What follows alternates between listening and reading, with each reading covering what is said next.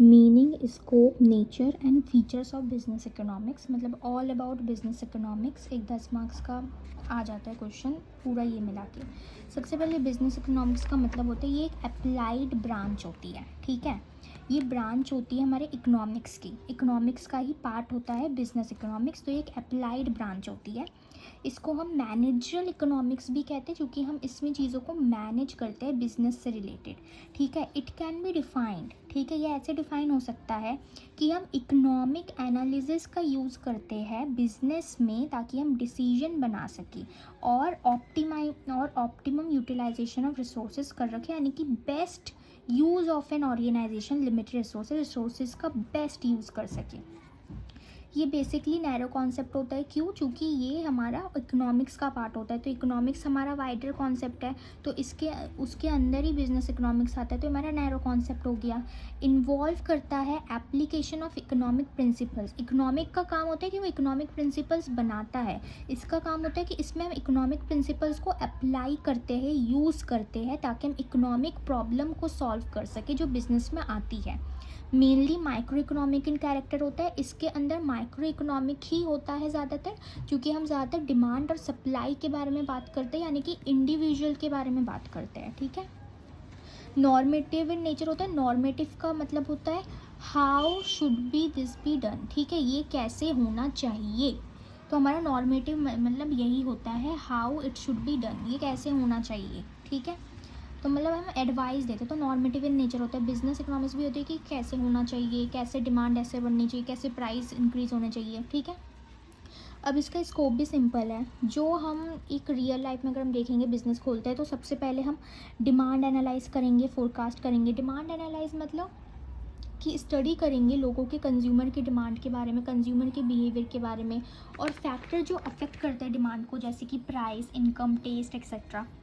Demand forecasting का मतलब ये होता है कि फ्यूचर के बारे में एज्यूम करता है, तो यानी कि डिमांड फोरकास्टिंग एस्टिमेट करता है फ्यूचर डिमांड के बारे में एक पर्टिकुलर प्रोडक्ट के बारे में ऑन पास्ट डेटा या मार्केट ट्रेंड से, ठीक है। कॉस्ट एनालिसिस, देन हम एग्जामिन करते हैं behaviour of different type of cost हमारे fixed cost, variable cost, total cost, marginal cost, average cost, ठीक है। इन्वॉल्व करता है कि हम राइट प्राइस सेट करें, एक्सपेंस को कंट्रोल कर सके, प्रॉफिट ज़्यादा कर सके और प्रोडक्शन डिसीजन बना सके। इन्वेंट्री मैनेजमेंट क्या होता है कि यानी कि इन्वेंट्री स्टॉक को सही तरीके से मैनेज कर सके, ठीक है, राइट अमाउंट ऑफ स्टॉक को मेंटेन करे, raw material, semi finish and finish goods avoid करता है कि शॉर्टेज ना हो या फिर एकदम ज़्यादा इन्वेंट्री भी ना रहे कि वेस्ट हो जाए, ठीक है। स्मूथ प्रोडक्शन सेल्स ये इंश्योर करता है। प्राइस सिस्टम, इसका मतलब होता है कि वो सिस्टम होता है जिससे प्राइसेस डिटरमाइन होती है, और प्राइसेस डिटरमाइन होती है डिमांड एंड सप्लाई से जो मार्केट के अंदर होती है। रिसोर्सेज को एफिशिएंटली ऑप्टिमम यूटिलाइजेशन रिसोर्सेज कर सके और प्रोडक्शन एंड कंजम्पशन का बैलेंस रहे। गाइड करता है बिजनेस को क्या प्रोड्यूस करना है और किस क्वांटिटी में प्रोड्यूस करना है, what to produce, how to produce and when to produce. Theory of production मतलब इनपुट आउटपुट, कि कितना input land, labour, capital, entrepreneurship transform करें इनटू आउटपुट में। तो थ्योरी ऑफ प्रोडक्शन में इनपुट आउटपुट की बात होती है ताकि हम अंडरस्टैंड कर सके कॉस्ट और रिसोर्स को। रिसोर्स एलोकेशन यानी कि रिसोर्सेज को कैसे एलोकेट करें, इधर से उधर करें, डिस्ट्रीब्यूट करें, ठीक है, लिमिटेड रिसोर्सेज को कि उसका ऑप्टिमम या फिर बेस्ट यूटिलाइजेशन हो, ठीक है, जैसे कि लैंड, लेबर, कैपिटल, ठीक है। देन कैपिटल इन्वेस्टमेंट एनालिसिस यानी कि इवैल्यूएट करता है कि हम long term investment project evaluate कर सके, जैसे कि न्यू प्लांट और मशीनरी। ये बहुत सारे टूल ऐसे यूज़ कर सकते हैं ताकि हम अपनी इन्वेस्टमेंट को एनालाइज कर सकें। एडवर्टाइजिंग एक टूल होता है जिससे हम प्रोडक्ट्स को प्रमोट करते हैं, हमें पता है कि कंज्यूमर की डिमांड इससे इन्फ्लुएंस होती है, सेल्स इंक्रीज होती है और ब्रांड लॉयल्टी, गुडविल बनती है, ठीक है। नेचर भी इसका बिल्कुल वो सिंपल है। सबसे पहले है साइंस एज एन आर्ट, जैसे हमने उसमें पढ़ा था मैनेजमेंट वाले में, तो साइंस में क्या आ जाता है, सिस्टमैटिक बॉडी ऑफ नॉलेज, यानी कि प्रिंसिपल्स वगैरह। तो बिजनेस इकोनॉमिक्स में वो अप्लाई करता है उसको, तो ठीक है, सारे प्रिंसिपल्स होते हैं जैसे कि कॉन्सेप्ट, डिमांड, सप्लाई, सब ये होता है इसमें। Relationship between cause and effect, अगर डिमांड हमारी जो प्राइस हमारा अगर इंक्रीज़ हुआ है तो डिमांड हमारी डिक्रीज़ हो जाएगी, ठीक है। तो कॉज एंड इफेक्ट, कॉज क्या हुआ कि प्राइस बढ़ गया, इफेक्ट क्या है कि डिमांड कम हो गई। तो यानी कि कॉज एंड इफेक्ट का रिलेशनशिप बिटवीन होता है। एक्सपेरिमेंट, हम एक्सपेरिमेंट करते हैं कि अगर ये पॉलिसी बनी तो ये सारे जो बिज़नेस को, सारे एक इंडस्ट्री के अंदर जो बिज़नेस है उसको अफेक्ट करेगी या सिर्फ एक ही बिज़नेस को अफेक्ट करेगी। ये एक्सपेरिमेंट करना as an art. Of course basic knowledge, systematic body of knowledge में क्या था कि इसमें सारे प्रिंसिपल्स होते हैं, लेकिन जब तक आर्ट ये होती है कि हमें बेसिक नॉलेज होना चाहिए, तब जाके हम अप्लाई कर सकते हैं उन सिस्टमैटिक प्रिंसिपल्स को, ठीक है। प्रैक्टिस होना बहुत ज़रूरी है। जब एक मैनेजर, पर्टिकुलर मैनेजर रोज़ डिसीजन बनाता है तो रोज़ प्रैक्टिस करता है, तब जाके वो स्पेशलाइज्ड होता है उस चीज़ में। देन क्रिएटिविटी मतलब इनोवेशन एंड क्रिएटिव थिंकिंग होनी चाहिए एक बिजनेसमैन की, मैनेजर की। उसको इकोनॉमिक प्रिंसिपल्स को अडेप्ट करना चाहिए कि बिजनेस एनवायरनमेंट्स में, ठीक है। अब इसके फीचर भी, कंपोनेंट ऑफ अप्लाइड इकोनॉमिक्स, ठीक है। ये अप्लाइड इकोनॉमिक्स का कंपोनेंट होता है, इकोनॉमिक्स का पार्ट होता है। प्रैक्टिकल ब्रांच होता है हमारा इकोनॉमिक्स का, ठीक है। इकोनॉमिक थ्योरीज यूज़ होती है इसमें ताकि हम रियल वर्ल्ड प्रॉब्लम्स को सॉल्व कर सकें। देन हमारा नॉर्मेटिव साइंस, ये डील करता है व्हाट आउट टू बी और how the economic problem should be solve, कि कैसे इकोनॉमिक प्रॉब्लम सॉल्व होनी चाहिए, ये एडवाइस करता है। ये वेरीफाई नहीं हो सकता एक्चुअल डेटा से, जैसे कि example India should take steps to control inflation. क्या बता रहा है कि इंडिया को स्टेप्स लेने चाहिए कि वो राइजिंग बढ़ते हुए प्राइसेस को कंट्रोल कर सके। It is also an art, जो मैंने बता दिया वही उसमें करना है। इंटरडिसिप्लिनरी, यानी कि बिजनेस इकोनॉमिक्स इंटरडिसिप्लिनरी है बिकॉज ये नॉलेज गेन करता है दूसरे मैनी अदर सब्जेक्ट से, जैसे कि स्टैटिस्टिक्स हम इसमें यूज़ करते हैं डेटा एनालिसिस के लिए, मैथमेटिक्स हम यूज़ करते हैं कैलकुलेशन मॉडल के लिए। प्रैग्मेटिक बना है हमारा प्रैक्टिकल एंड रियलिस्टिक, ठीक है। यानी कि सॉल्विंग रियल बिजनेस प्रॉब्लम को सॉल्व फोकस करते हैं रैदर देन लर्निंग थ्योरीज को लर्न करने से ज़्यादा हम बिजनेस प्रॉब्लम को सॉल्व करना सीखते हैं। प्रैक्टिकल सोल्यूशन प्रोवाइड करता है। ये मेनली कंसर्न रहता है माइक्रो इकोनॉमिक्स से, क्योंकि हम इसमें इंडिविजुअल इंडस्ट्री, इंडिविजुअल मार्केट के बारे में बात करते हैं। लेकिन मैक्रो इकोनॉमिक्स भी एक इम्पॉर्टेंट है, क्योंकि फैक्टर्स जैसे नेशनल इनकम, गवर्नमेंट पॉलिसी भी बिजनेस डिसीजन को बहुत अफेक्ट करती है। अब इकोनॉमिक्स एंड बिजनेस इकोनॉमिक्स का डिफरेंस बिटवीन, तो इकोनॉमिक्स क्या होता है, मीनिंग कि ये इन्वॉल्व करता है कि हम इकोनॉमिक प्रिंसिपल्स को बनाते हैं ताकि हम इकोनॉमिक प्रॉब्लम्स को सॉल्व कर पाए। बिजनेस इकोनॉमिक्स इस इकोनॉमिक प्रिंसिपल्स को अप्लाई करता है ताकि वो रियल बिजनेस प्रॉब्लम को सॉल्व कर पाए। इकोनॉमिक्स का स्कोप वाइडर होता है, बहुत बड़ा वाइड सब्जेक्ट होता है। बिजनेस इकोनॉमिक्स नैरो होता है क्योंकि इसी का पार्ट होता है। इकोनॉमिक्स का कैरेक्टर, ये माइक्रो मैक्रो दोनों को इंक्लूड करता है, ये सिर्फ माइक्रो इन कैरेक्टर होता है। इकोनॉमिक का मेन फंक्शन होता है कि हम individual as well as organisation दोनों की नीड को पूरी करें। बिजनेस इकोनॉमिक्स का क्या होता है कि वो ऑर्गेनाइजेशन के बारे में सही से डिसीजन ले सके। इकोनॉमिक्स का नेचर होता है पॉजिटिव भी होता है, नॉर्मेटिव भी होता है, ठीक है। बिजनेस इकोनॉमिक्स सिर्फ नॉर्मेटिव होता है। इकोनॉमिक्स की ब्रांचेस, इसकी बहुत सारी ब्रांचेस होती है और बिजनेस इकोनॉमिक्स भी इसकी एक अप्लाइड ब्रांच है, ठीक है। देन हमारा बिजनेस इकोनॉमिक्स, ये अप्लाइड ब्रांच है हमारी इकोनॉमिक्स की, पार्ट ऑफ इकोनॉमिक्स है, ब्रांच ऑफ इकोनॉमिक्स है। तो ये खुद एक इसकी कोई ब्रांचेस नहीं होती, खुद एक ब्रांच है इकोनॉमिक्स का। इकोनॉमिक्स मेनली कंसर्न रहता है प्रोडक्शन, कंजम्पशन एंड डिस्ट्रीब्यूशन और इनकम की थ्योरी से। और बिजनेस इकोनॉमिक्स, ऑफ कोर्स हम बिजनेस खोलते हैं फॉर प्रॉफिट, तो ये प्रॉफिट थ्योरी को ही देखता है।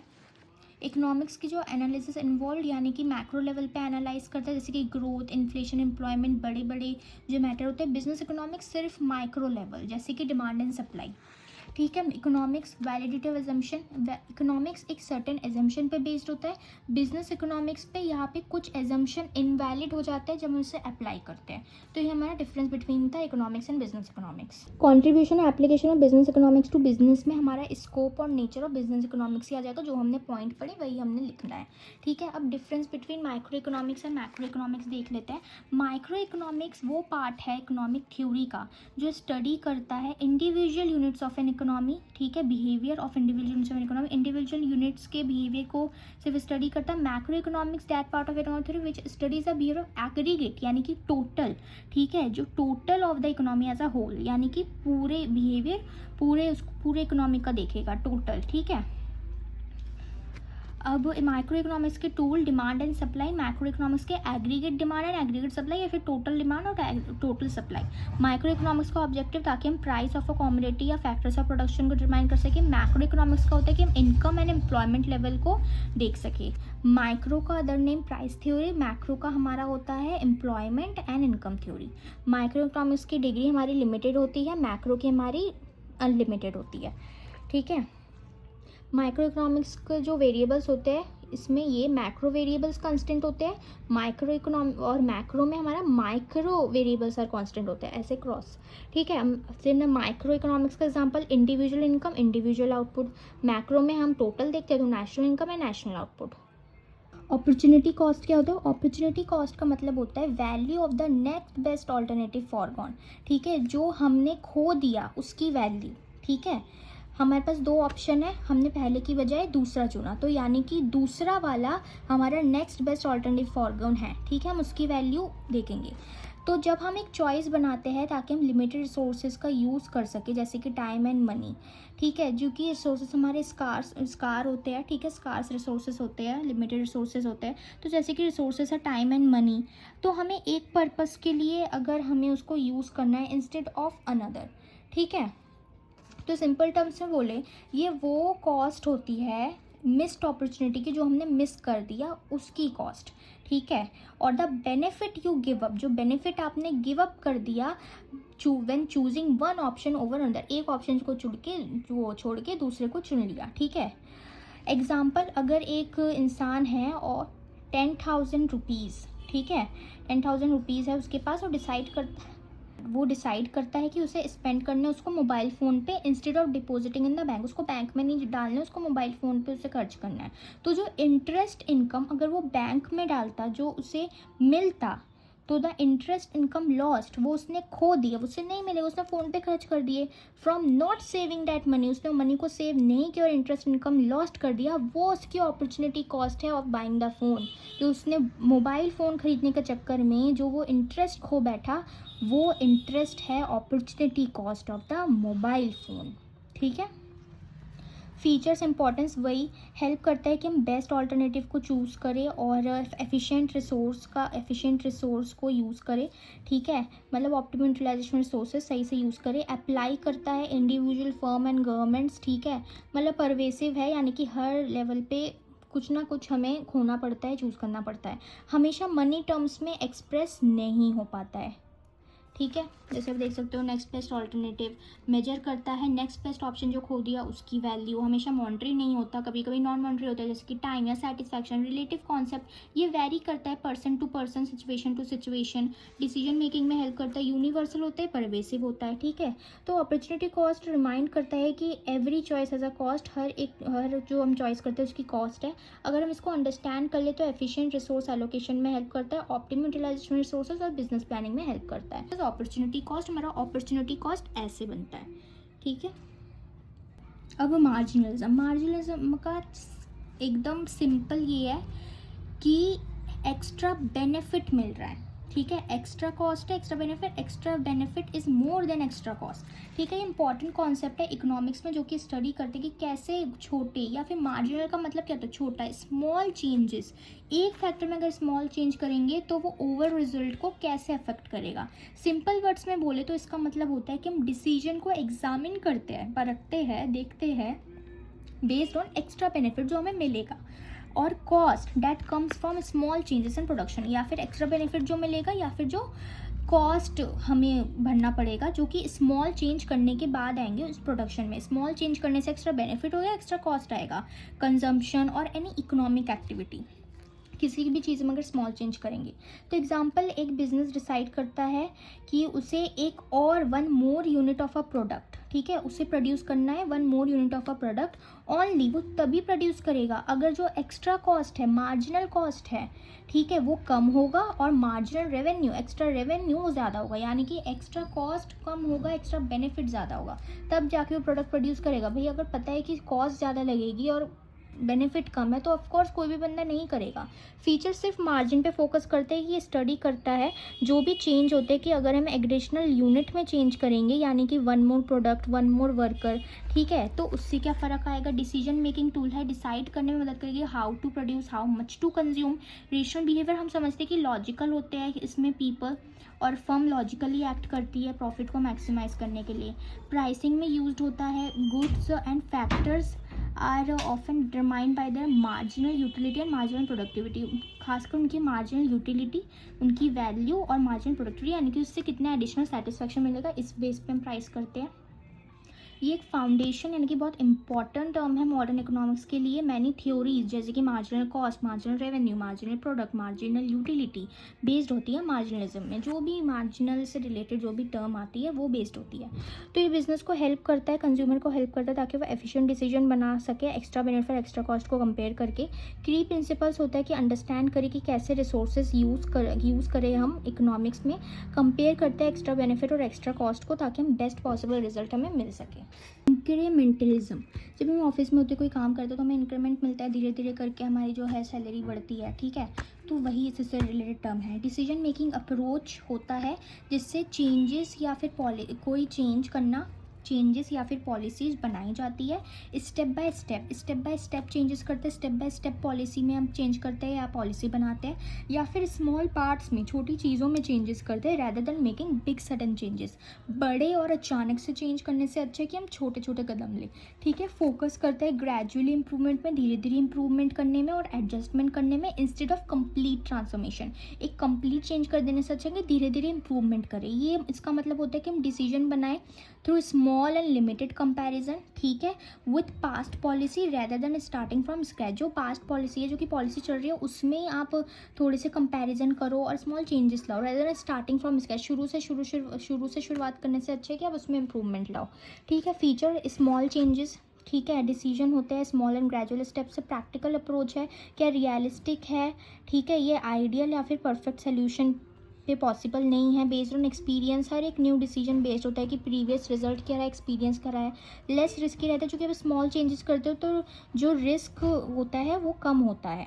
फ्लेक्सिबल, पॉलिसी ईजिली मॉडिफाइड कर सकते हो as per changing condition. Example, government increase करती है एजुकेशन फंडिंग एवरीवेयर, कोई भी पॉलिसी एवरी ईयर वो कुछ सर्टेन अमाउंट से स्मॉल परसेंटेज से इंक्रीज करती है, तो वो एकदम से उसको डबल करने से अच्छा है वो सडनली उसको डबल करने से अच्छा है वो इंक्रीमेंटलिज्म यूज़ करिए, धीरे धीरे उसमें स्मॉल परसेंटेज से वो बढ़ा रही है, ठीक है। कंक्लूजन, ये प्रैक्टिकल और रियलिस्टिक अप्रोच है डिसीजन मेकिंग के लिए। ऑर्गेनाइजेशन को हेल्प करता है कि वो कंटिन्यूस इंप्रूवमेंट बना पाए without major risk. Small steps में हम चेंज लाते हैं ताकि हमें जल्दी से प्रोग्रेस मिले। बिहेवियरल इकोनॉमिक्स क्या होता है, ये स्टडी होती है कि कैसे जो लोग हैं एक्चुअली बिहेव करते हैं इकोनॉमिक सिचुएशन में rather than how they are suppose to behave, कि कैसे हम मानते हैं कि कैसे कंज्यूमर को बिहेव करना चाहिए, कैसे लोगों को बिहेव करना चाहिए अकॉर्डिंग टू ट्रेडिशनल इकोनॉमिक्स, ठीक है। हम बिहेवियरल इकोनॉमिक्स हम लोगों के बिहेवियर को जो कि इकोनॉमिक सिचुएशन जैसे बिहेव करते हैं उसको स्टडी करते हैं, बल्कि वो नहीं कि हम जो मान के चलते कि ट्रेडिशनल इकोनॉमिक्स के अनुसार उसको ऐसे ही बिहेव करना चाहिए। ट्रेडिशनल इकोनॉमिक्स अज्यूम करता है कि पीपल रेशनल होते हैं, लॉजिकल होते हैं और हमेशा जो डिसीजन बनाता है वो हमेशा मोस्ट बेनिफिशियल होता है। लेकिन बिहेवियरल इकोनॉमिक्स कहता है कि people are influence by emotions, और लोग हैं इमोशन, हैबिट, सोशल फैक्टर्स उससे इन्फ्लुएंस होते हैं जो ऑफन लीड टू, जिसकी वजह से इलॉजिकल डिसीजन भी वो लोग बना सकते हैं। मेन आइडिया इज इकोनॉमिक्स और साइकोलॉजी को कंबाइन किया गया है ताकि हम अंडरस्टैंड कर सकें कि क्यों लोग कभी कभी अनरियलिस्टिक या फिर इमोशनल चॉइसेस करते हैं, जैसे कि सेल्स पे ज़्यादा स्पेंड कर देना अगर ज़रूरत भी नहीं है, या फिर फ्यूचर के लिए कम जमा करना, फॉलोइंग क्राउड जो सब कर रहे हैं वही करना। फीचर्स स्टडी करता है रियल ह्यूमन बिहेवियर को, फोकस करता है डिसीजन मेकिंग बायसेस पे जैसे कि ओवर कॉन्फिडेंस या फिर खोने का डर। एक्सपेरिमेंट और ऑब्जर्वेशन यूज़ करता है, हेल्प करता है कि बेटर पॉलिसीज एंड स्ट्रैटेजी बना सके। बिहेवियरल इकोनॉमिक्स का एप्लीकेशन कैसे होता है, सबसे पहले business and marketing. Company behavioural economics का यूज़ करती है ताकि कस्टमर की साइकोलॉजी पता चले, जैसे कि discount, packaging and emotional ads बनाना ताकि कस्टमर इन्फ्लुएंस हो। Government and public policy, government apply करती है बिहेवियरल आइडियाज़ ताकि वो बेटर प्रोग्राम डिज़ाइन कर सके, जैसे कि nudge policies. Then example healthy foods को, नच पॉलिसी का ही कि हेल्दी फूड को प्लेस कर देना एट आई लेवल, आंखों के सामने स्कूल में, ताकि बेटर ईटिंग हैबिट्स हो सके। फाइनेंस एंड इन्वेस्टमेंट, ठीक है। बिहेवियरल इकोनॉमिक्स हेल्प करता है कि कैसे कि क्यों इन्वेस्टर इरेशनल डिसीजन बना लेता है, like following trend without analysis, वो ट्रेंड फॉलो कर रहे हैं एनालाइज किए बिना। हेल्थ एंड एजुकेशन मोटिवेट करता है लोगों को ताकि वो हेल्दियर चॉइसेस बना सके, जैसे कि स्मोकिंग क्विट करना, एक्सरसाइज करना, और स्टूडेंट परफॉर्मेंस को इम्प्रूव करना थ्रू रिवॉर्ड सिस्टम। तो बिहेवियरल इकोनॉमिक्स बेसिकली हेल्प करता है कि हम लोगों को समझ पाए कि लोग हमेशा रैशनल लॉजिकल नहीं होते, डिसीजन मेकिंग इम्प्रूव कर सके बिजनेस में, पॉलिसी में, डेली लाइफ में, by combining economic logical with human psychology. Cardinal utility approach, cardinal utility approach एक इकोनॉमिक थ्योरी जो कि अल्फ्रेड मार्शल ने डेवलप की थी, जो एक्सप्लेन करता है कि कैसे कंज्यूमर चॉइस बनाते हैं ताकि उन्हें मैक्सिमम सेटिस्फैक्शन मिल पाए लिमिटेड इनकम से। कार्डिनल का मतलब होता है मेजरेबल। सो ये थ्योरी अज्यूम करती है कि utility can be measured in numbers. हमारी यूटिलिटी सेटिस्फैक्शन हम नंबर्स में मेजर कर सकते हैं, जैसे कि 1 2 3 4, just as we measure weight और हाइट, जैसे हम वेट और हाइट को मेजर करते हैं। इसका बेसिक आइडिया होता है कि इस अप्रोच के अकॉर्डिंग जब एक पर्सन गुड्स या सर्विसेज कंज्यूम करता है तो उन्हें यूटिलिटी यानी कि सेटिस्फैक्शन मिलती है। कंज्यूमर ट्राई करते हैं कि वो उनकी टोटल सेटिस्फैक्शन बढ़ती जाए उनके इनकम के साथ, उनके लिमिटेड इनकम के साथ साथ, ताकि वो best combination of goods choose कर सके। एग्जांपल, अगर आप एक एप्पल खा रहे हो, आपको 10 यूनिट्स ऑफ यूटिलिटी दे रहा है, और एक बनाना आपको 5 यूनिट्स ऑफ यूटिलिटी दे रहा है, तो आपकी यूटिलिटी मेजर कर सकते हैं न्यूमेरिकली, जैसे कि 10 + 5 15। एजम्पशन, यूटिलिटी हमारी मेजरेबल होती है। कांस्टेंट एमयू ऑफ मनी यानी कि मार्जिनल यूटिलिटी ऑफ मनी, जो यूटिलिटी ऑफ मनी है वो हमारी कांस्टेंट रहती है, यानी कि मनी जो है हमारी लिमिटेड इनकम के साथ हम सोचते हैं तो मनी जो है वो हमारा कांस्टेंट रहता है। जब इनकम चेंज भी होती है स्लाइटली तो भी हम चाहते हैं कि हमें उस मनी में ही चीज़ें मिल जाए। रैशनल कंज्यूमर लॉजिकल होते हैं। डीएमयू का मतलब होता है कि हम जितनी चीज़ें कंज्यूम करते जाते हैं उतनी हमारी सेटिस्फेक्शन कम होती जाती है, ठीक है। जो कंज्यूमर कंज्यूम करता है मोर ऑफ अ गुड, ज़्यादा गुड, तो उसकी एमयू मार्जिन यूटिलिटी, मार्जिन मतलब एडिशनल, तो एडिशनल सेटिस्फैक्शन उसकी ईच एक्स्ट्रा यूनिट डिक्रीज, जो भी वो एक्स्ट्रा यूनिट लेता है उससे डिक्रीज होती है। जैसे कि फर्स्ट स्लाइस ऑफ पिज़्ज़ा आपको हाई सेटिस्फैक्शन देता है, लेकिन 5th स्लाइस आपको लेस सेटिस्फैक्शन देता है। इसके 2 लॉ होते हैं, डीएमयू और law of equi marginal utility. Law of DMU वही होता है, स्टेट करता है कि जब more and more units of हम एक कॉमोडिटी की ज़्यादा से ज़्यादा यूनिट को कंज्यूम करते हैं तो जो यूटिलिटी डिराइव होती है फ्रॉम ईच सक्सेसिव यूनिट, जो यूटिलिटी सेटिस्फैक्शन हमें मिलती है हर एक यूनिट से, वो हमारी डिक्रीज होती है। एजम्पशन, ये कार्डिनल मेजरमेंट ऑफ यूटिलिटी है। ऑफकोर्स उसका पार्ट है मॉनेटरी मेजरमेंट यूटिलिटी, जो कि कार्डिनल में मॉनेटरी होता है। क्वालिटी में कोई चेंज नहीं होता है, लॉजिकल कंज्यूमर होता है। Margin utility of money remain constant रहता है, मनी हमारा कॉन्स्टेंट रहता है। परफेक्ट नॉलेज होती है, मैं ज्यूम करके चलते हैं कि सबको परफेक्ट नॉलेज है। यूनिट्स ऑफ आइसक्रीम 1 2 3 4 5 6, हमारा टीयू हमने वैल्यू ये कर ली 20 36 46 50 50 44, ठीक है। तो एमयू हमारा इससे निकल जाएगा 20 36 - 20 16 46 - 36 10 50 - 46 4 50 - 50 0 44 - 50 -6। तो हमें ऐसे बनाना है कि हमारी जो यूटिलिटी है वो डाउन हो रही है, ठीक है। अगर टेबल नहीं भी आ रहा है तो ये याद रखना है कि डाउन हो रही है और लास्ट में ऐसे माइनस में जा रही है, ठीक है। तो हमने ऐसे टेबल बना दिया। हमारा मार्जिन यूटिलिटी आइसक्रीम की यूनिट्स ऑफ आइसक्रीम है, तो आप देख सकते हो कि जैसे जैसे वो आइसक्रीम को एक यूनिट इसने कंज्यूम की 20, दूसरी कंज्यूम की 36, थर्ड कंज्यूम की उसको 46 मिला, लेकिन फोर्थ में जाके उसको 50, फिफ्थ में जाके 50, सिक्स में जाके 44, तो वो डिक्रीज़ हो गई। इंक्रीज़ हो रही थी, इंक्रीज़ होते होते वो कॉन्स्टेंट हुई, फिर कॉन्स्टेंट से डिक्रीज़ हो गई उसकी satisfaction. Of equi marginal utility, law of equi marginal utility का मतलब होता है लॉ ऑफ मैक्सिमम सेटिस्फैक्शन, यानी कि जो भी हमें मैक्सिमम सेटिस्फैक्शन मिलती है, स्टेट करता है कि जो कंज्यूमर मैक्सिमाइज करता है टोटल सेटिस्फैक्शन को, अपनी वो जो सेटिस्फैक्शन को टोटल सेटिस्फैक्शन को मैक्सिमाइज करता है बाय एलोकेटिंग देयर इनकम, अपनी इनकम को एलोकेट करके अमॉन्ग डिफरेंट गुड्स में लगा के अपनी इनकम को इन सच अ वे, ऐसे वे में कि उसकी जो मार्जिनल यूटिलिटी है पर रुपी, जितना उसने पैसा लगाया है, ठीक है, तो मार्जिनल यूटिलिटी पर रुपी जो स्पेंड किया है हर एक गुड में वो हमेशा इक्वल हो। जैसे कि 1 रुपये लगाया है तो 1 यूटिलिटी मिलनी चाहिए, ठीक है, तो यानी कि पैसा वसूलो। सिंपल वर्ड्स में कहे तो मनी को ऐसे स्पेंड करो जहाँ पे आपका हर एक रुपी आपको सेम एक्स्ट्रा सेटिस्फैक्शन दे। फॉर्मूला इसका यही हुआ है, MUA/PA ठीक है, ये एप्पल, ये बनाना, ये सी कोई कॉमोडिटी, ठीक है, तो मार्जिन यूटिलिटी अपॉन में प्राइस, तो ये इक्वल है, हमें इक्वल सेटिस्फैक्शन मिल रही है। ठीक है, एजम्पशन हम लॉजिकल मानते हैं, रेशनल कंज्यूमर, हमारी इनकम फिक्स्ड होती है। डिविजिबल गुड्स, हम गुड्स को डिवाइड कर सकते हैं। DMU, हम जितना हम कंज्यूम करते हैं उतनी हमारी सेटिस्फैक्शन डिक्रीज़ होती है। प्राइस में कोई चेंज नहीं होता। यूटिलिटी हमारी मेजरेबल होती है क्योंकि ये कार्डिनल यूटिलिटी ऑफ अप्रोच होता है। एग्जांपल, सपोज एक कंज्यूमर ₹100 स्पेंड करता है 2 गुड्स पे A एंड B, तो अगर MU पर रुपी जो मार्जिनल यूटिलिटी पर रुपी ए की ज़्यादा है बी से, तो कंज्यूमर ए ज़्यादा खरीदेगा, लेस ऑफ बी वो कम खरीदेगा क्योंकि उसको जो मार्जिनल यूटिलिटी और वैल्यू ऑफ मनी ए लग रहा है। जब अगर कंजम्पशन चेंज हुई और ए की MU पर रुपी डिक्रीज़ हुई, मार्जिनल यूटिलिटी डिक्रीज़ हुई, तो बी की बढ़ जाएगी। तो इक्विलिब्रियम हमारा रीच कर जाता है, marginal utility is equal to P, A commodity B commodity equal रहता है। ये इसका टेबल TUMU 25, 45, 63, 78, 88, 92, ठीक है। देन एप्पल ऑरेंज ये है, तो ये इसका table, and then table if ना भी हो तो ऐसे इसका ये बनेगा और इक्वल रहता है। ऑर्डिनल यूटिलिटी अप्रोच हम रैंक कर सकते हैं, ये हमारा JR हिक्स ने डेवलप किया था। कंज्यूमर अपने रैंक या ऑर्डर करता है उसकी प्रेफरेंसेस को for different combination of goods के लिए, लेकिन वो मेजर नहीं कर सकता एग्जैक्ट अमाउंट अपनी सेटिस्फैक्शन के नंबर्स। कंज्यूमर कह सकता है कि कौन से कॉम्बिनेशन ऑफ गुड्स उसको ज़्यादा, कम या फिर इक्वल सेटिस्फैक्शन देता है, लेकिन वो ये नहीं कह सकता कि कितना देते हैं, कितना कम कितना ज़्यादा देते हैं।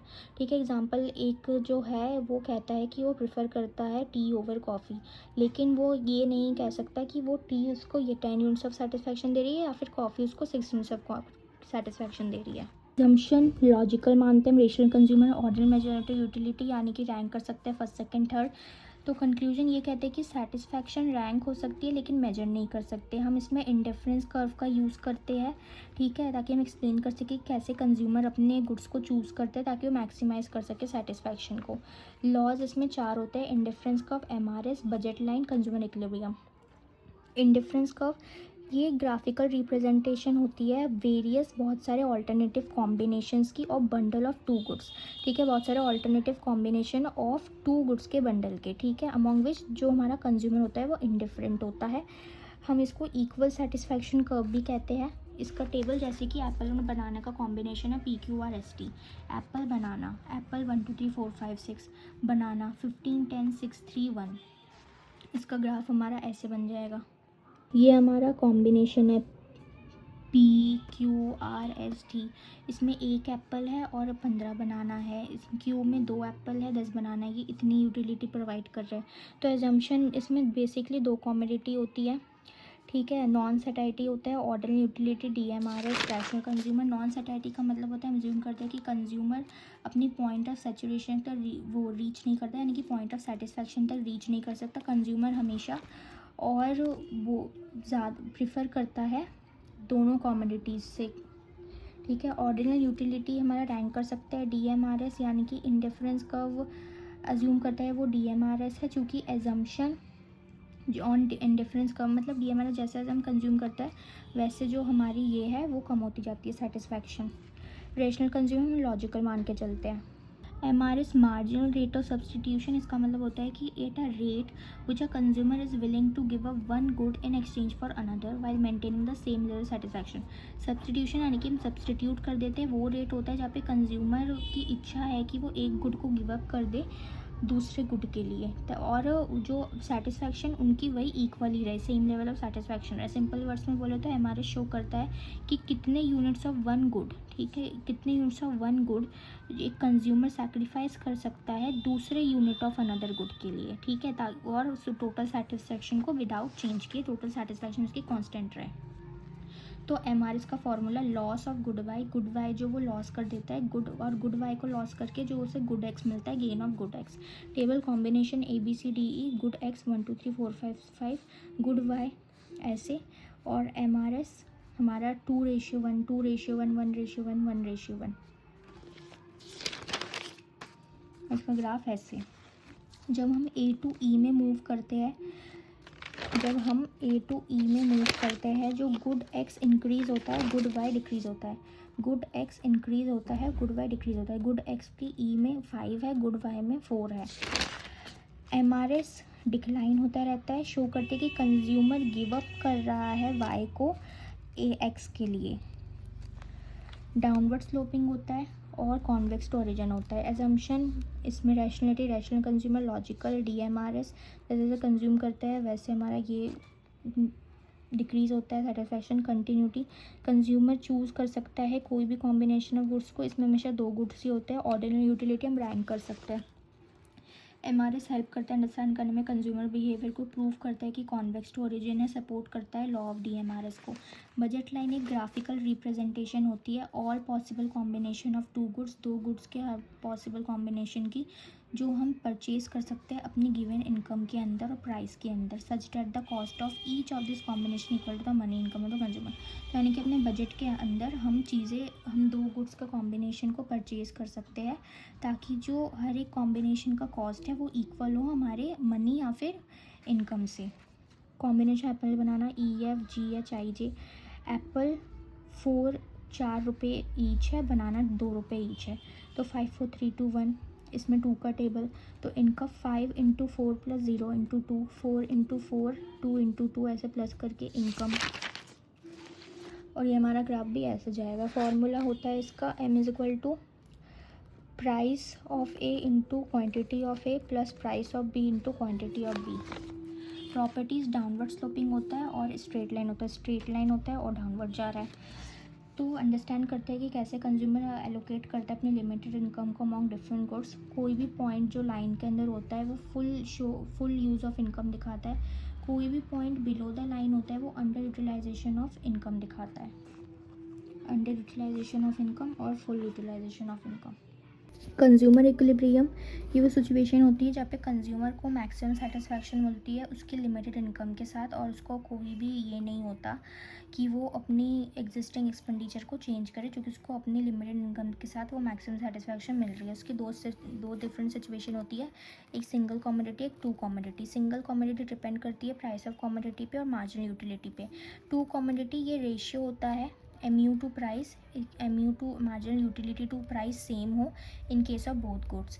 MU falls as consumption increase, हमारी मार्जिनल यूटिलिटी डिक्रीज होती है जब हम कंजम्पशन ज़्यादा करते रहते हैं according to DMU। Single commodity units of X 1 2 3 4 5 6, price हमारा कांस्टेंट रहेगा, प्राइस में कोई चेंज नहीं है। MU हमारा 10 रुपये में हमें 20 ये मिल रही है, 16 10 4 0 -6। अब डिफरेंस देख लेंगे कि मार्जिनल यूटिलिटी माइनस प्राइस, तो 20 - 10 16 - 10। रिमार्क्स हमारी इसमें मार्जिनल यूटिलिटी ज़्यादा है जो हम प्राइस दे रहे हैं, और ये एक पॉइंट आता है जहाँ पे जो प्राइस है उसके अकॉर्डिंग मार्जिनल यूटिलिटी मिल रही है, हम प्राइस में कोई चेंज नहीं कर रहे हैं, और मार्जिनल यूटिलिटी कम है और प्राइस ज़्यादा है। तो इसका ये ऐसे बनेगा, जो बीच में ये इक्विलिब्रियम है ये MUX = PX यानी कि इक्वल है, मार्जिनल यूटिलिटी भी सेटिस्फैक्शन = प्राइस। तो ये हमारा कंज्यूमर इक्विलिब्रियम होता है। 2 कमोडिटी यूनिट्स यानी कि इसमें 2 कमोडिटी आ जाते हैं, 1 2 3 4 5। MU ऑफ कमोडिटी X ये ले लेंगे value, MU of commodity Y ऐसे ले लेंगे, तो इसमें बस 2 ग्राफ बन जाएंगे एंड यहाँ पे हमारा इक्विलिब्रियम बनेगा। तो एक पॉइंट होता है जहाँ पे कंज्यूमर को मैक्सिमम सेटिस्फैक्शन मिलती है अपनी लिमिटेड इनकम से given the price of goods. इस पॉइंट पे कंज्यूमर की कोई इच्छा नहीं होती कि अपने कंजम्पशन पैटर्न को चेंज करे। डिमांड फोरकास्टिंग एस्टिमेट करना फ्यूचर डिमांड को एक प्रोडक्ट के लिए फ्यूचर डिमांड को एस्टिमेट करना या फिर सर्विसेज को लेके based on past and present data. ये हेल्प करता है बिजनेस को प्रोडक्ट करने में कि कितना how much of product consumers will by in a future period, कि एक प्रोडक्ट को कंज्यूमर आगे जाके कितना खरीदेगा फ्यूचर पीरियड में under certain condition like price, income, market trends के अकॉर्डिंग। ये एक प्रोसेस होता है जब हम प्रोडक्ट करते हैं फ्यूचर सेल्स को ताकि हम बेटर बिजनेस डिसीजन बना सकें। इसकी नीड क्यों है, ताकि हम प्रोडक्शन प्लानिंग कर सकें, डिसाइड करने में हेल्प करता है कि कितना प्रोड्यूस करना है फ्यूचर डिमांड को मीट करने के लिए विदाउट ओवर प्रोडक्शन या फिर कमी के बिना। फाइनेंशियल प्लानिंग हेल्प करता है एस्टिमेट करने में जो भी फंड्स चाहिए रॉ मटेरियल के लिए, लेबर के लिए या फिर अदर एक्सपेंसेस के लिए। इन्वेंट्री मैनेजमेंट प्रिवेंट करता है कि एक्सेस या फिर शॉर्टेज ना स्टॉक की, मेंटेन करें राइट इन्वेंट्री लेवल को। प्राइसिंग पॉलिसी हेल्प करते हैं कि हम सूटेबल प्राइसेस को फिक्स करें according to expected demand and market condition. Sales and marketing strategy guide करता है कि हम सेल्स टारगेट को सेट करें, प्रमोशनल स्ट्रैटेजी को सेट करें। ऑब्जेक्टिव होता है कि हम वही जो हमने भी नीड में पढ़ा वही हमारे ऑब्जेक्टिव हो जाएंगे, वही सब है कि हम फ्यूचर सेल्स प्रोडक्ट को एस्टिमेट करें, रॉ मटेरियल, बिजनेस रिस्क कम होंगे, एफिशिएंट यूटिलाइजेशन रिसोर्स होगा, इफेक्टिव डिसीजन बना पाएंगे। मेथड होता है इसके, एक तो क्वालिटेटिव मेथड और क्वांटिटेटिव मेथड। क्वालिटेटिव मेथड का मतलब होता है कि opinion Paul method. Quantitative method का मतलब होता है statistical method. Consumer opinion method यानी कि कंज्यूमर का ओपिनियन लेना। ओपिनियन पॉल मेथड यानी कि मेथड बेस्ड होता है ओपिनियंस और जजमेंट्स का कंज्यूमर के ऊपर। सेल्समैन का जजमेंट, कंज्यूमर का जजमेंट लेना या फिर एक्सपर्ट का, rather than statistical data. Consumer opinion method, इसको हम सर्वे मेथड भी बोलते हैं, जो कंपनी डायरेक्टली कंज्यूमर से पूछती है उसकी फ्यूचर परचेजिंग प्लान्स को लेके about a particular product. Data जो कलेक्ट करते हैं हम कंज्यूमर से हेल्प करता है एस्टिमेट करने में एक्सपेक्टेड फ्यूचर डिमांड को। सिंपल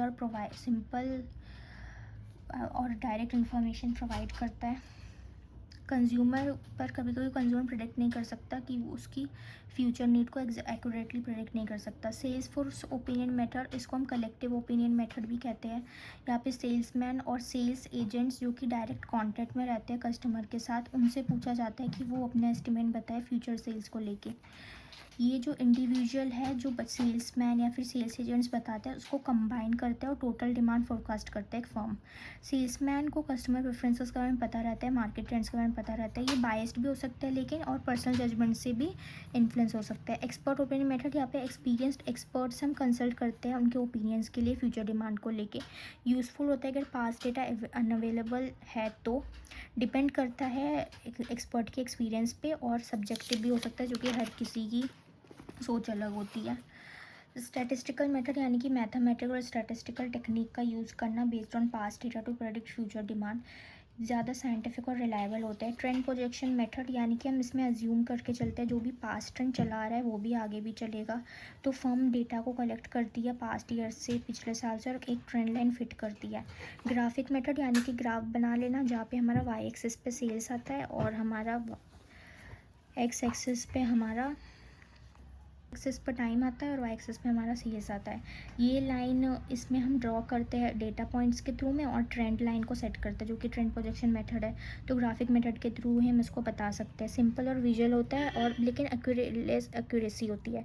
लीस्ट स्क्वायर मेथड यानी कि फार्मूला का यूज़ करते हैं, मैथमेटिकल और मोर एक्यूरेट फॉर्म होती है। ये एक ट्रेंड लाइन फिट करती है using the least square equation. Y is equal to A plus B X. Y मतलब जो एस्टिमेटेड सेल्स है, ए इंटरसेप्ट, ठीक है, यानी कि वैल्यू, और बी हमारा स्लोप रेट ऑफ चेंज, और एक्स हमारा टाइम वेरिएबल। फिर प्रेडिक्ट करता है फ्यूचर डिमांड को साइंटिफिकली। रिग्रेशन एनालिसिस मेथड होता है, स्टडी करता है रिलेशनशिप बिटवीन डिमांड और फैक्टर्स जो अफेक्ट कर रहे हैं डिमांड को, जैसे कि price, income. Example Q is equal to A plus B P. A plus B constant है, पी प्राइस है, क्यू क्वांटिटी डिमांडेड है। हेल्प करता है फोरकास्ट करने की कैसे डिमांड चेंज होगी जब भी इन फैक्टर्स में चेंज आएंगे। तो डिमांड फोरकास्टिंग एसेंशियल टूल है बिजनेस के लिए, हेल्प करता है मैनेजमेंट को प्लान करने के लिए production, sales, finance, human resource and efficiently. Theory of production study करता है relationship between input and output in the production process.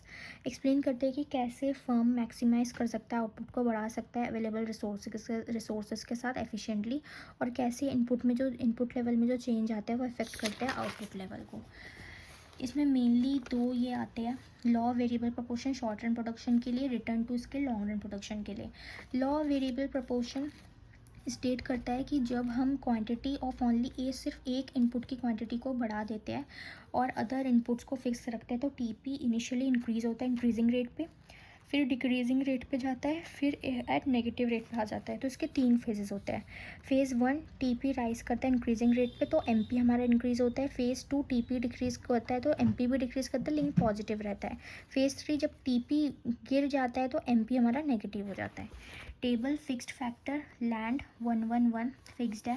Variable factors में चेंज हो रहा है लेबर 1 2 3 4 5 6, टीपी 10 30 45 52 48, एमपी हम ऐसे निकालेंगे 30 minus 10 45 minus 30 52 minus 55 52 minus 52 48 minus 52 minus पे जा रहा है। फिर फेज़ 1 फेज़ 2 फेज़ 3 इसका ग्राफ बन जाएगा टीपी एमपी। तो ऐसे हम फेज़ 1 को दिखाएंगे, फेज़ 2 को दिखाएंगे, फेज़ 3 को दिखाएंगे। एजम्पशन शॉर्ट रन पे ऑपरेट करता है, अप्लाई होता है हर एक फिक्स्ड फैक्टर पे including land. Different unit of variable factor combine कर सकते हैं फिक्स्ड फैक्टर के साथ में। जो effect of change in output due to change in variable factor can easily determine. जो भी हम आउटपुट पर चेंज करते हैं वो वेरिएबल फैक्टर पे जो चेंज होता है और जो इफेक्ट आता है आउटपुट पे वो हम डिटरमाइन कर सकते हैं, पता लगा सकते हैं। स्टेट ऑफ टेक्नोलॉजी इसमें अज्यूम रहती है constant. Returns to scale explain करते हैं कि कैसे आउटपुट चेंज होते हैं जब सारे फैक्टर्स ऑफ प्रोडक्शन इंक्रीज़ कर देते हैं हम सेम प्रपोर्शन पे। उसमें सिर्फ हम एक quantity of only one input को हम इंक्रीज़ कर रहे थे और बाकी इनपुट को फिक्स कर रहे थे। इसमें हम सारे फैक्टर्स ऑफ प्रोडक्शन को इंक्रीज़ करते हैं सेम प्रपोर्शन पे। जब एक फर्म इंक्रीज़ करती है सारे इनपुट को, जैसे कि लैंड लेबर कैपिटल, एक सर्टेन परसेंटेज से, तो आउटपुट हमारा इंक्रीज़ हो सकता है। सबसे पहले increasing returns to scale, constant returns to scale and diminishing returns to scale. ये लॉ ऑपरेट करता है लॉन्ग रन में, जहाँ पे कोई भी फैक्टर फिक्स नहीं होते और सारे चेंज हो सकते हैं, वेरिएबल होते हैं। सारे फैक्टर्स ऑफ प्रोडक्शन वेरिएबल होते हैं। फर्म चेंज कर सकता है quantity of all inputs in the long run. Technology constant रहती है होमोजेनियस इनपुट्स, यानी कि all units of factor like labour and capital are equally efficient management organisation efficient रहते हैं। और as the scale of increases कोई factor prices पे change नहीं होता, जैसे कि wages, rent, interest remain same. Table scale of input 1:1, 2:2, 3:3, 4:4। Total output 100, 250, 400, 500। Returns to scale type, पहले इंक्रीज देन कांस्टेंट फिर डिमिनिशिंग, जो भी फेज था।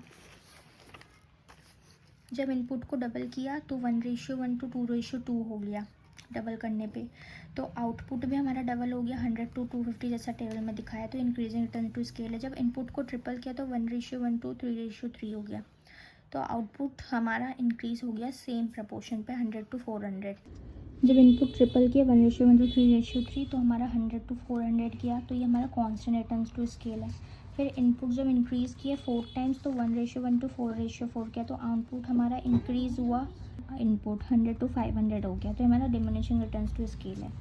ग्राफ इसका ऐसे ही बनेगा कि इंक्रीज़ हो रहा है, देन कांस्टेंट है एंड देन डिक्रीज़ हो रहा है। टीपी का शार्पली राइज होता है, फिर फर्स्ट शो करता है इंक्रीजिंग रिटर्न, फिर कांस्टेंट पे राइज होता है तो हमारा कांस्टेंट रिटर्न दिखाता है, फिर फाइनली फ्लैटन हो जाता है, नीचे गिर जाता है और डिमिनिशिंग रिटर्न आ जाता है। इसको हम लॉन्ग रन प्रोडक्शन फंक्शन भी कहते हैं। डिसाइड करता है कि ऑप्टिमम साइज ऑफ प्रोडक्शन को for maximum efficiency with minimum cost, maximum efficiency के साथ एक प्रोडक्शन चले और मिनिमम कॉस्ट पे। अब वेरिएबल फैक्टर और फिक्स्ड फैक्टर पे क्या डिफरेंस होता है? वेरिएबल फैक्टर हमारा वो फैक्टर होता है जो भी शॉर्ट रन में चेंज हो सकते हैं।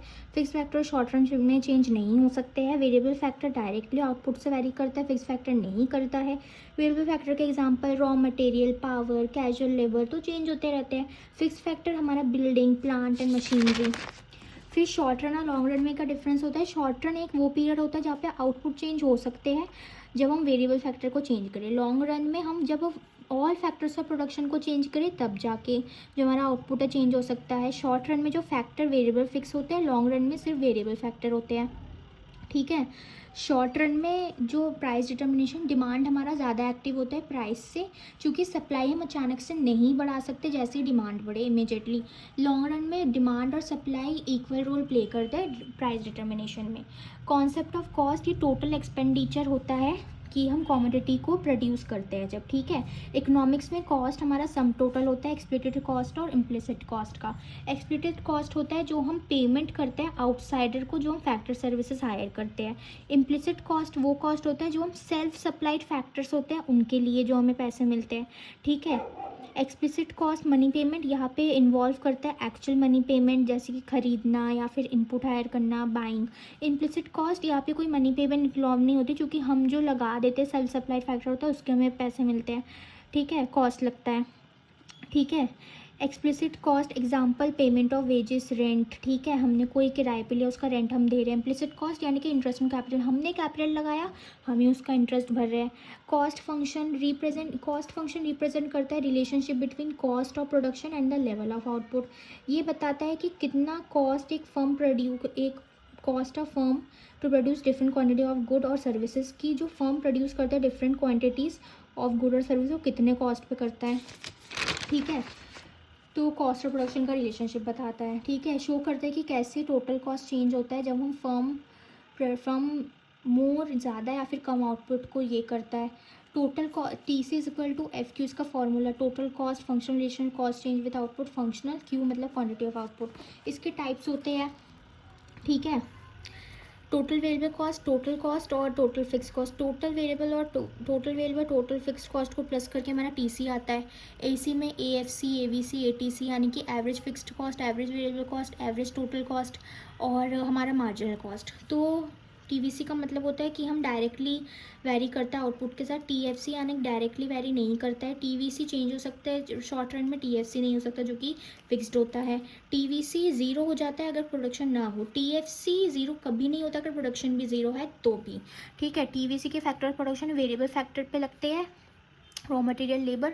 टीएफसी फिक्स फैक्टर पे जैसे कि लैंड, बिल्डिंग, मशीनरी। टीवीसी का शेप होता है इन्वर्सली एस शेप, टीएफसी का हॉरिजॉन्टल स्ट्रेट लाइन। टीवीसी का example wages of casual labour, payment for raw material. TFC salary of permanent staff, building, rent, ठीक है। टीवीसी का और इसका तीनों का ये जो ग्राफ होगा 0 1 2 3 5, टीएफसी हमारा ये रहेगा फिक्स्ड, टीवीसी हमारा चेंज होता रहेगा और टीवीसी प्लस टीएफसी हमारा टीसी निकल जाएगा।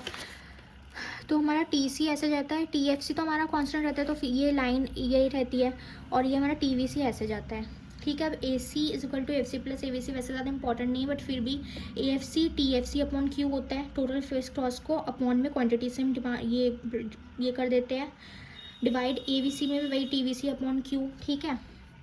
आउटपुट 1 2 3 4 5 ए एफ सी ले लिया, ए वी सी, ए सी, इसका हमारा ये बन गया ग्राफ, ये हमारा ए एफ सी, ये हमारा एवरेज वेरिएबल कॉस्ट और ये हमारा एवरेज कॉस्ट, ठीक है। एम सी ये मतलब टी सी में जब हम एडिशन करते हैं, ठीक है। When one more unit of output is produce, जब एक और यूनिट ऑफ आउटपुट प्रोड्यूस होता है। M C is equal to T C N minus T C N minus one, ये हमारा फॉर्मूला होता है। इसका भी T V C, T F C, T C, M C हमारा निकल जाता है 18 माइनस 12 24 माइनस 12, जो मैंने फॉर्मूला बताया एम सी निकल जाएगा, ठीक है। देन इसका ग्राफ भी ऐसा बनेगा। मोस्ट इंपॉर्टेंट ए सी और एम सी का रिलेशनशिप बिटवीन आ जाता है आउटपुट 0 1 2 3 4 5, टी सी हमने ये कर लिया, ए सी हमने निकाल लिया, टी सी अपॉन में आउटपुट निकाल के हमारा ये आ गया, ठीक है। टी सी अपॉन में आउटपुट फिर हमारा ए सी आ गया। एम सी हमने कैसे निकाला 18 माइनस 12 22 माइनस 18, ऐसे करके एम सी निकल गया। फेज़ 1, फेज़ 2, फेज़ 3, यानी कि पहले फेज़ 1 में ए सी ज़्यादा होता है, एवरेज कॉस्ट ज़्यादा होता है मार्जिनल कॉस्ट से, देन दोनों इक्वल होता है, देन एम सी ज़्यादा होता है। ग्राफ इसका ऐसे बनेगा M C A C. Explanation, जब M C is not greater than A C तो हमारा ए सी फॉल कर जाता है विथ इंक्रीज इन आउटपुट। जब आउटपुट इंक्रीज़ करता है तो हमारा ए सी गिर जाता है, ठीक है। M C is equal to A C में चूँकि M C and A C intersect करते हैं फिर एक दूसरे को, जैसे ये point each other at point A, जो हमारा पॉइंट ए आता है, ठीक है। और ए सी हमारा कॉन्स्टेंट रहता है, ठीक है। और जब एम सी ग्रेटर होता है ए सी से तो ए सी राइज करता है विथ इंक्रीज इन आउटपुट, ठीक है। अब एम सी का हमारा यू शेप्ड क्यू होता है, ठीक है। तो एम सी मतलब होता है एडिशनल कॉस्ट जो बढ़ती है जब एक फर्म प्रोड्यूस करता है एक और यूनिट एक आउटपुट का। एम सी का फॉर्मूला ये होता है। एम सी का यू शेप होता है चूँकि लॉ ऑफ वेरिएबल प्रपोर्शन इसमें यूज़ होता है, इसको हम law of diminishing marginal return भी कहते हैं, ठीक है। इंक्रीजिंग रिटर्न पे एम सी डिक्रीज होता है, डिमिनिशिंग रिटर्न पे एम सी इंक्रीज होता है, नेगेटिव रिटर्न पे एम सी शार्पली राइज होता है। तो ये हमारा इसलिए यू शेप का बनता है और टेबल हमारी ऐसी बन जाएगी। T V C, T F C, T C, M C हमने निकाल लिया, ठीक है। अब लॉन्ग रन एवरेज कॉस्ट, ये per unit cost of production होता है जब सारे इनपुट चेंज हो सकते हैं, ठीक है। ये शो करता है minimum possible average cost of producing each level of एक आउटपुट को प्रोड्यूस करने के लिए जो भी मिनिमम पॉसिबल एवरेज कॉस्ट लग रही है, ठीक है। एक मतलब कम कॉस्ट में फर्म प्रोड्यूस कर रही है ईच लेवल ऑफ आउटपुट को और चूज़ करिए most efficient scale of operation को। एल ए सी का formula L T C upon में क्यू, बस A C T C upon Q होता है। लॉन्ग आ गया तो long average cost, long total cost, long run में यहाँ पे कोई फिक्स्ड कॉस्ट नहीं होता, ठीक है, फिक्स्ड कॉस्ट नहीं होता। All factors of production land labour capital very हो सकते हैं, वेरिएबल फैक्टर आते हैं। इंक्रीजिंग स्केल पे हमारा LAC डिक्रीज होता है, ऑप्टिमम स्केल पे LAC कांस्टेंट रहता है, और लार्ज स्केल पे LAC इंक्रीज करता है। ये शो करता है कि कैसे AC चेंज होता है जब फर्म एक्सपैंड करती है इस scale in the long run. पहले वो फॉल करता है, ठीक है, फिर फाइनली राइज करता है, और फिर डिसइकोनॉमीज और इकोनॉमीज ऑफ स्केल होता है। तो ग्राफ इसका ईजी है। इसमें शॉर्ट टर्म एवरेज कॉस्ट पाँच ऐसे बन जाते हैं यू शेप के, और ये हमारा लॉन्ग रन एवरेज कॉस्ट होता है। मॉडर्न थ्योरी ऑफ कॉस्ट क्या होता है, ये एल शेप थ्योरी होती है। ट्रेडिशनल जो थ्योरी ऑफ कॉस्ट में ना यू शेप्ड में ज़्यादा डायग्राम बनते हैं, मॉडर्न थ्योरी कॉस्ट में एल शेप्ड बनते हैं। रियलिस्टिक वर्जन होता है traditional U shaped cost curve का। ये बेस्ड होता है मॉडर्न प्रोडक्शन कंडीशंस पे, जहाँ पे फर्म ऑपरेट करती है एडवांस टेक्नोलॉजी और बेटर मैनेजमेंट के साथ। कॉस्ट शार्पली एकदम से राइज नहीं करते, ठीक है, after a certain level of output, ठीक है। AC और MC पहले गिरते हैं शार्पली, देन कांस्टेंट रहते हो, और फिर वो इंक्रीज होते हैं। जैसे एल शेप देख सकते हो कि ऐसे जा रहा है, फिर ऐसे जा रहा है, तो एल शेप इसका डायग्राम होता है कॉस्ट आउटपुट। डिमांड का मतलब क्या होता है, demand quantity of a commodity होती है, ठीक है, जहाँ पे कंज्यूमर की इच्छा है और वो खरीद सकता है हर पॉसिबल प्राइस पे during a given period of time.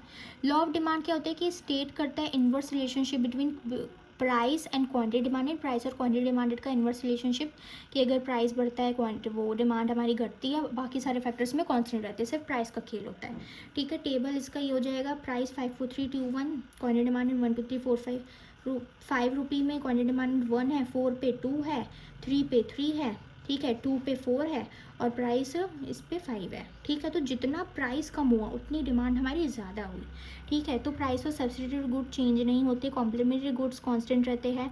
Income of consumer तो सब सेम रहता है, ठीक है, जो भी सारे फैक्टर सेम होंगे, और बाकी जो सिर्फ है प्राइस पे रिलेट कर रहा है, तो ये हमारा ऐसे बनेगा जो भी हमने ये है। इंपॉर्टेंट फैक्ट्स, इन्वर्स रिलेशनशिप होता है, डिमांड गिरी प्राइस उठा, डिमांड ऊपर हुई प्राइस गिरा।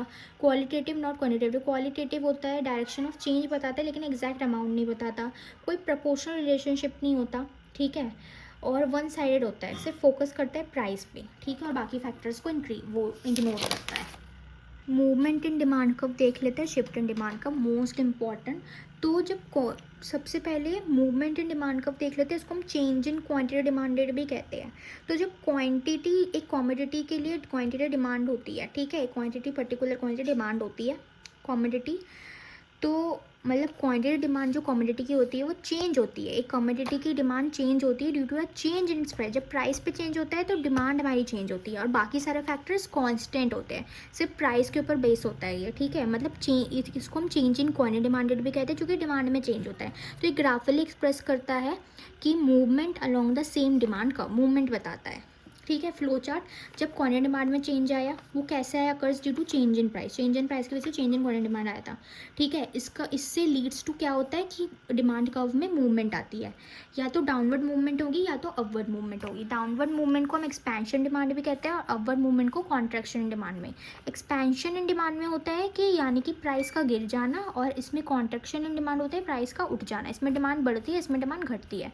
तो एक्सपेंशन इन डिमांड ये होता है कि डिमांड बढ़ती है हमारी जब प्राइस गिर जाता है, और बाकी सारे फैक्टर्स कांस्टेंट रहते हैं, ठीक है, और इसकी वजह से डाउनवर्ड मूवमेंट आता है। हम इसको एक्सटेंशन इन डिमांड भी कहते हैं, ठीक है, और इंक्रीज इन क्वांटिटी डिमांड भी कहते हैं। जैसे कि प्राइस 20 है, डिमांड 100 है, लेकिन प्राइस जब 15 हुआ तो डिमांड और बढ़ गई, 150 रुपये हो गई, तो प्राइस हमारी कम हुई, डिमांड हमारी बढ़ गई।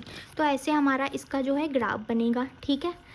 15 पे हमारा 150 डिमांड है, 20 पे हमारी 100 है, तो ये देखो A से B डाउनवर्ड मूवमेंट। तो एक गिवन शेड्यूलर डायग्राम में क्वांटिटी डिमांडेड हमारी बढ़ी 100 to 150 with a fall in price 20 to 50, जिसकी वजह से डाउनवर्ड मूवमेंट हुआ। कॉन्ट्रैक्शन इन डिमांड हमारा होता है कि क्वांटिटी डिमांड हमारी गिर जाती है due to a rise in price, demand गिर जाना प्राइस के बढ़ने की वजह से, बाकी सारे फैक्टर्स कांस्टेंट। इसको अपवर्ड मूवमेंट भी कहते हैं, डिक्रीज इन क्वांटिटी डिमांड में। जैसे प्राइस 20, डिमांड हमारा 150, प्राइस 25, डिमांड हमारी 100 हो गई, प्राइस बढ़ गया, डिमांड गिर गई, तो ये हमारा अपवर्ड जाता है, ठीक है, A to B। Then given schedule में वही दिखाया कि जैसे मतलब जैसे ही प्राइस बढ़ा तो डिमांड गिर गई। अब शिफ्ट इन डिमांड कर्व यानी कि चेंज इन डिमांड कर्व आना, ठीक है, इसको हम चेंज इन डिमांड भी कहते हैं, ठीक है। जब demand of a commodity change होती है due to change in any factor, किसी भी फैक्टर पे चेंज आने से हमारी डिमांड पे असर आता है, लेकिन other than the own price of the commodity, price हमारा कांस्टेंट रहता है लेकिन अदर फैक्टर पे चेंज आता है। इसमें क्या होगा, change in subsidy goods change हो गए, कॉम्प्लीमेंट्री गुड्स में चेंज आ गए, इनकम ऑफ कंज्यूमर में चेंज आ सकते हैं, टेस्ट एंड प्रेफरेंसेस पे चेंज आ सकते हैं, पॉपुलेशन पे चेंज आ सकता है। डिमांड, ये चेंज इन डिमांड कैसे होता है, ठीक है, change in factor other than price, factors पे चेंज है ना, अदर देन प्राइस, प्राइस हमारा कांस्टेंट रहता है, तो इसकी वजह से शिफ्ट इन डिमांड कब रहता है। इसके और इसके दो होते हैं, राइटवर्ड शिफ्ट होता है, लेफ्टवर्ड शिफ्ट होता है। राइटवर्ड शिफ्ट को हम इंक्रीज इन डिमांड कहते हैं, लेफ्टवर्ड शिफ्ट को हम डिक्रीज इन डिमांड कहते हैं। तो इंक्रीज इन डिमांड में क्या होता है कि डिमांड का बढ़ जाना एक कमोडिटी के लिए due to any factors other than the own price of money, किसी भी फैक्टर की वजह से डिमांड का बढ़ जाना लेकिन प्राइस की वजह से नहीं होता, ठीक है। राइटवर्ड शिफ्ट होता है इसकी वजह से प्राइस 20 है तब भी डिमांड 100 है, प्राइस 20 है तब भी डिमांड 150 है, कांस्टेंट है, प्राइस पे कोई चेंज नहीं आ रहा है। तो ऐसे हमारे ये बन जाएगा 20 पे 100, ठीक है, 20 पे 100 डिमांड है और 20 पे 150 डिमांड है। तो ऐसे हमारा डिमांड कर्व और D1, ठीक है। तो हमारा राइटवर्ड शिफ्ट ऐसे जा रहा है, तो ऐसे हमें दिखाना है राइटवर्ड शिफ्ट जा रहा है। डिक्रीज इन डिमांड में क्या होगा, यानी कि डिमांड का गिर जाना जब भी किसी फैक्टर पे चेंज आया other than the own price, price पे कोई चेंज नहीं आया तो लेफ्टवर्ड शिफ्ट होता है। 20 पे 150 डिमांड है, 20 पे 100 डिमांड है, तो सेम है प्राइस, ठीक है। तो ऐसे हमारा जा रहा है और वैसे हमारा लेफ्टवर्ड शिफ्ट आ जाएगा। तो this is our shift in demand and movement in demand curve.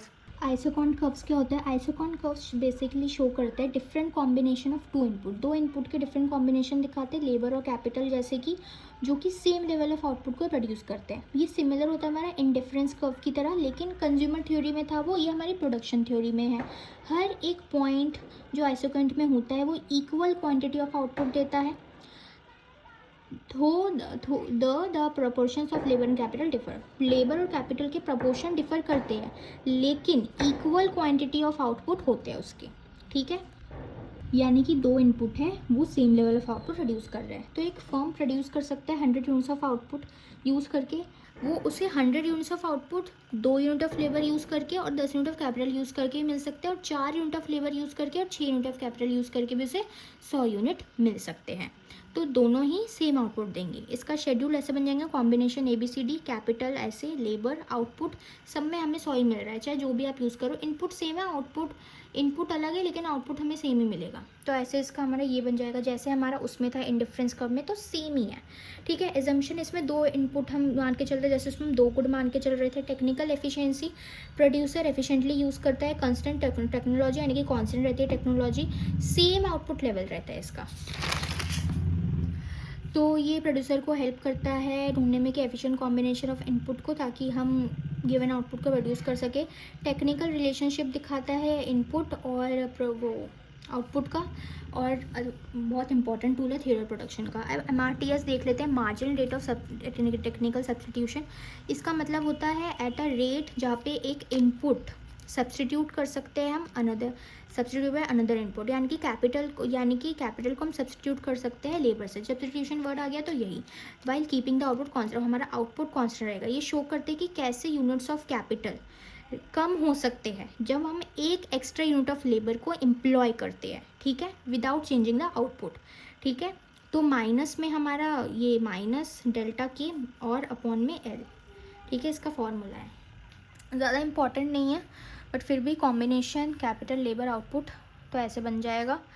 Economies of scale बहुत इंपॉर्टेंट है। इकोनॉमीज ऑफ स्केल ये कॉस्ट एडवांटेजेस होते हैं जो कि एक फर्म इंजॉय करती है, ठीक है, जब वो एक्सपैंड करती है, और जो उसे कॉस्ट एडवांटेजेस मिलते हैं वो इकोनॉमीज ऑफ स्केल होता है। सिंपल टर्म में कहें तो फर्म प्रोड्यूस करती है आउटपुट को, तो उसका एवरेज कॉस्ट डिक्रीज होता है, इंक्रीज नहीं होता है। अगर तुम्हारा काम कम कॉस्ट पे हो रहा है तो ऑफ कोर्स किसी भी बिजनेस के लिए अच्छा होगा। ये जब होता है जब लार्जर फर्म, जो बड़ी बड़ी फर्म है, बेटर टेक्नोलॉजी का यूज़ करती है, एफिशिएंट मशीनरी का यूज़ करती है और बल्क बाइंग करती है, जो कि रिड्यूस करता है प्रोडक्शन कॉस्ट को, एवरेज कॉस्ट को। एग्जाम्पल, तुम 100 यूनिट्स तुम प्रोड्यूस कर रहे हो जो कि तुम्हें 10 रुपये पर यूनिट पड़ रहा है, लेकिन जब हम 200 यूनिट्स प्रोड्यूस कर रहे हैं तो तुम्हें वो 8 रुपये कम पड़ रहा है। तो ऑफकोर्स, तो मतलब फर्म इंजॉय कर रही है इकोनॉमिक ऑफ स्केल को। तो इसके टाइप्स होते हैं दो, एक तो internal economics, external economics. Internal real आ जाता है, और पेक्यूनरी। पेक्यूनरी मतलब जो हमारा होते हैं पैसे से रिलेटेड, और रियल हमारा जो हमारा टेक्निकल, मैनेजरियल, मार्केटिंग, फाइनेंशियल। ठीक है, कॉस्ट, इंटरनल कॉस्ट एडवांटेजेस जो कि हमें मिलते हैं with in the firm itself. ठीक है, हम सिर्फ एक फर्म को मिल रहे हैं, एक पर्टिकुलर फर्म को, क्योंकि वो अपनी प्रोडक्शन एक्सपैंड करती है, डिपेंड करती है उसके साइज पे, efficiency of the individual firm. इसके दो टाइप, रियल इकोनॉमिक्स, ये फिजिकल सेविंग्स होती है इन द यूज़र रिसोर्सेज, जो डायरेक्टली रिड्यूस करती है कॉस्ट को। सबसे बड़ा अच्छी टेक्नोलॉजी यूज़ कर रहे हो, मान या आप आके एफिशिएंट स्पेशलाइजेशन मैनेजर है, और तुम जो बाई कर रहे हो, सेल कर रहे हो, उनका जो कॉस्ट है वो कम है। मार्केटिंग इकोनॉमिक्स, फाइनेंशियल इकोनॉमिक्स, तुम्हें लोन मिल जा रहा है लोअर इंटरेस्ट रेट पे। पेक्यूनरी इकोनॉमिक्स मनी से रिलेटेड, यानी कि तुम्हारे पास मॉनिटरी सेविंग्स है, रिटेन्ड अर्निंग्स है। ठीक है, फाइनेंशियल स्ट्रेंथ अच्छी है, रेपुटेशन अच्छी होगी, और तुम्हें रॉ मटेरियल डिस्काउंटेड प्राइस पे मिल जाएंगे, और तुम्हें लोन भी चीपर रेट पे मिल जाएगा। एक्सटर्नल इकोनॉमिक्स, जो भी बेनिफिट्स सारे फर्म्स एंजॉय करते हैं जब एक इंडस्ट्री पे चेंज आता है। ठीक है, जब एक इंडस्ट्री एक्सपैंड करती है, they do not arise from the firm, ये फर्म की वजह से अराइज नहीं करते। ठीक है, फर्म्स की ओन ग्रोथ की वजह से अराइज नहीं करते, यानी कि नहीं आते, लेकिन from the growth of industry of region, लेकिन ये ग्रोथ की इंडस्ट्री की वजह से होता है। जैसे कि बेटर इंफ्रास्ट्रक्चर है, स्किल लेबर की अवेलेबिलिटी हो जाती है, स्पेशलाइज सर्विस होती है, research and innovation, industry level research benefit करती है सारे फर्म को। ठीक है, इससे रिलेटेड न्यूमेरिकल है, जैसे कि कैपिटल, लैंड, लेबर है। ठीक है, आउटपुट है, ये हमारे इनपुट है, हमारा आउटपुट है, स्केल है, स्केल भी। हमें TCA से निकालना है, तो TCA निकालने के लिए हम क्या करेंगे, सबसे पहले हमें दे रखा है कैपिटल ₹5, ₹8, ₹2, तो कैलकुलेट करना है TCAC। ठीक है, तो 5 into 5 into 5, land into 8, labour into 2, उसको प्लस कर देंगे, जो भी इंटू करके आएगा हमारा आ जाएगा TC 57।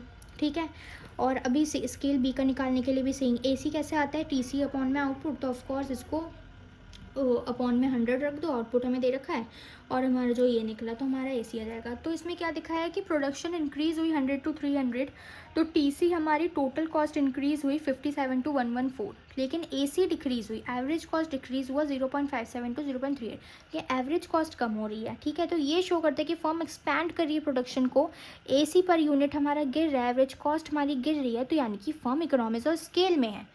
ठीक है, इंपॉर्टेंट पार्ट है लॉन्ग रन कॉस्ट के लिए, एक्सप्लेन करते कि कैसे लार्ज स्केल ऑर्गेनाइजेशन AC को डिक्रीज़ करती है और फर्म से कम्पिटिटिव एडवांटेज उठाती है। ठीक है, जब एक इंटरनल एक्सटर्नल इकोनॉमिक्स को एंजॉय करेंगे तो फर्म प्रोड्यूस कर सकती है एफिशिएंटली, और आउटपुट इंक्रीज़ होगा, प्रॉफिट ये भी हमारा इंक्रीज़ होगा। Dis economics of scale, of course economics में हम फ़ायदा उठा रहे थे, इसमें हम नुकसान उठा रहे हैं, क्योंकि फर्म जो कि accrue to the firm in the industry due to expansion project, जब भी हम एक्सपैंड करते हैं तो उसकी वजह से जो भी नुकसान हो रहे हैं, आफ्टर अ सर्टेन पॉइंट जो लार्ज स्केल प्रोडक्शन है वो इनएफिशिएंट हो जाती है, कॉस्ट को कम करने की बजाय एक्सपेंशन इंक्रीज़ कर देती है कॉस्ट को, due to poor management, lack of coordination की वजह से। जैसे कि प्रोडक्शन अगर इंक्रीज़ हो रही है 400 to 500 यूनिट्स, लेकिन AC राइज कर रहा है इतने रुपए से इतने रुपए, यानी कि 36 to 38, तो बढ़ रही है, तो डिसइकोनॉमिक्स ऑफ स्केल है।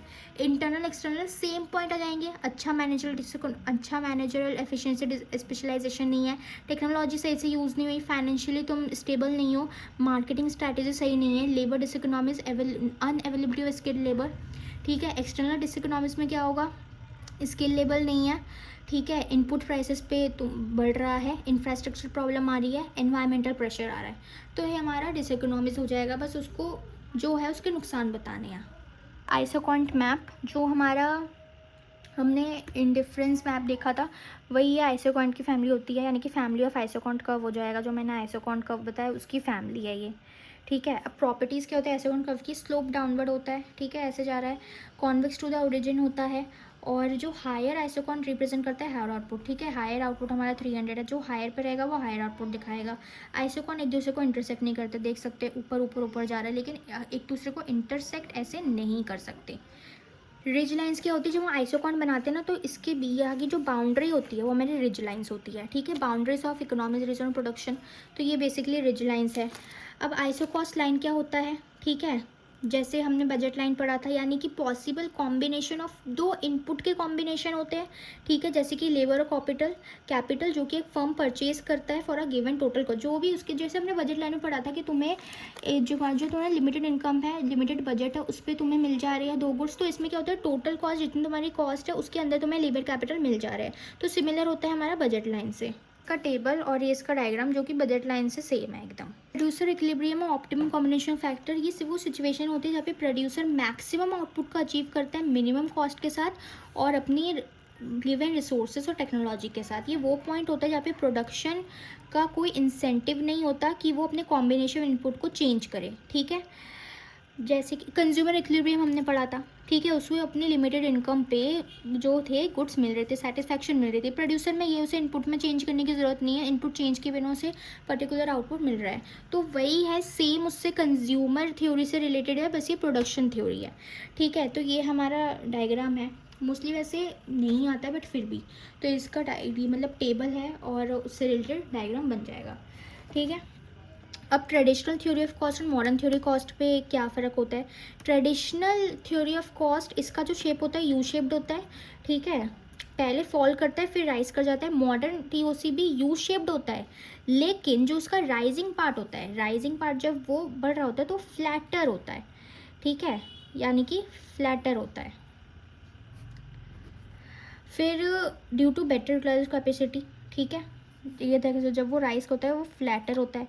ट्रेडिशनल टीओसी हमारा होता है यू शेप होता है, ठीक है, शेप ऑफ एलएसी, ठीक है, इसमें शॉर्ट रन कॉस्ट पे इसका शेप क्या होता है और लॉन्ग रन एवरेज कॉस्ट पे इसका शेप यू शेप होता है। मॉडर्न टीओसी पे इसका एल शेप होता है, ठीक है। ट्रेडिशनल टीओसी ये इसमें लॉन्ग एवरेज कॉस्ट राइज होती है, इसमें लॉन्ग एवरेज कॉस्ट हॉरिजेंटल होती है।